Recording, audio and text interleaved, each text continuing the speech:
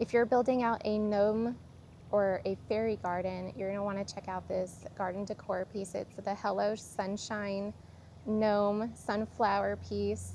It is solar panel activated. You have a solar panel on the back here to generate all the power that the center of this sunflower needs to shine at night.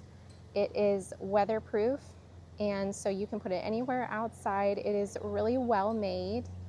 The paint and the detail, I just love it. I think it's so cute. And I have it sitting right next to our zinnia patch.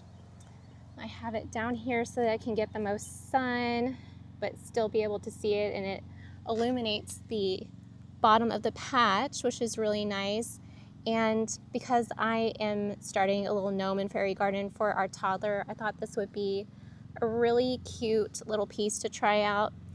And what's great about this also is the more you have, you can create like a little scavenger hunt for your toddler to find their favorites.